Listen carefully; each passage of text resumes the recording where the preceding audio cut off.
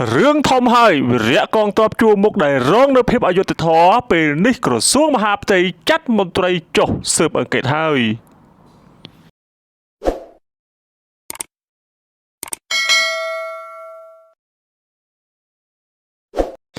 កាលពីថ្ងៃទី21ខែមករាឆ្នាំ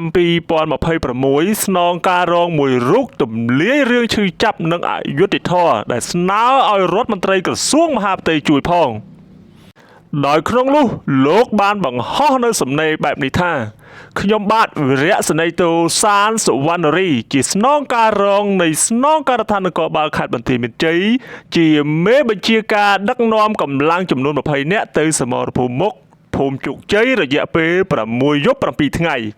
ពីថ្ងៃទី21ដល់ថ្ងៃទី7ធ្នូឆ្នាំ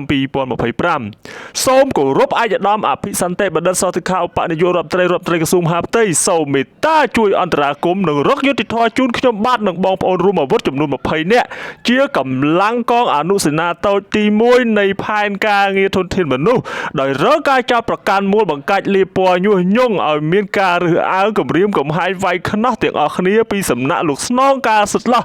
ថាពួកខ្ញុំរត់ចោលសមរភូមិទាំងដែលមិនបានសួរនាំរកការពិតឬខុសត្រូវអ្វីឡើយ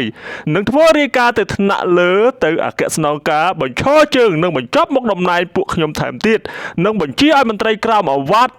មិនឲ្យមកសួរសុខទុក្ខពួកខ្ញុំពេលដែលកំពុងពិនិត្យនិងសម្រាប់ព្យាបាលរងដោយរបួសរាងកាយនិងផ្សែងពុលនៅតាមបណ្ដាមន្ទីរពេទ្យជាច្រើនទៀតនៅក្នុងសំណេរដដែលបានបញ្ជាក់ទៀតថាធ្វើឲ្យពួកខ្ញុំទាំងអស់គ្នាមានការភ័យខ្លាចចំពោះសតិអារម្មណ៍ជាខ្លាំងខ្ញុំបាទនិងបងប្អូនរួមអាវុធ20នាក់កើតទុកមិនសុខចិត្តនៅទង្វើមិនគប្បីរបស់លោកស្នងការសិទ្ធិឡោះមកលើពួកខ្ញុំនៅក្នុងសំណេរដដែលនោះគឺលោកបានរៀបរាប់ច្រើនតាក់ទងជាមួយនឹងការឈឺចាប់របស់លោកដែលពាក់ព័ន្ធនឹងករណីនៃការរងការចោទប្រកាន់នៅចុងបញ្ចប់លោកបានសំណូមពរដល់ឯកឧត្តមអភិសន្តិបណ្ឌិតសសុខាឧបនាយករដ្ឋមន្ត្រីក្រសួងមហាផ្ទៃឲ្យជួយអន្តរាគមន៍និងរកយុត្តិធម៌ឲ្យពួកខ្ញុំទាំងអស់គ្នាផងពាក់ព័ន្ធនឹងករណីខាងលើនេះឥឡូវនេះរឿងធំហើយពេលនេះក្រសួងមហាផ្ទៃចាត់មន្ត្រីជំនាញចុះស៊ើបអង្កេតហើយ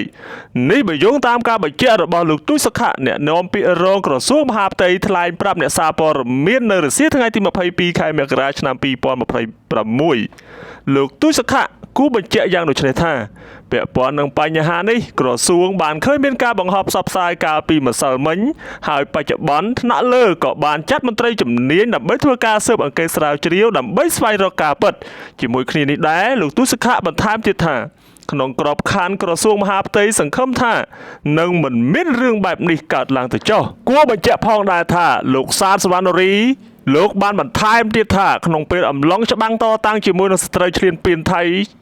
ចំនួន7ថ្ងៃរូបលោកនិងមិត្តរួមអាវុធ20នាក់ក្នុងកងអនុសេនាតូចទី1ពុំទទួលបានការពន្យល់ណែនាំពីថ្នាក់ដឹកនាំណាម្នាក់បង្ហាត់បង្ហាញឲ្យស្គាល់ពីទីតាំងភូមិសាស្ត្រនិងយុទ្ធសាស្ត្រសំខាន់សម្រាប់ការប្រយុទ្ធឡើយយ៉ាងណារូបភាពទាំងអស់នេះ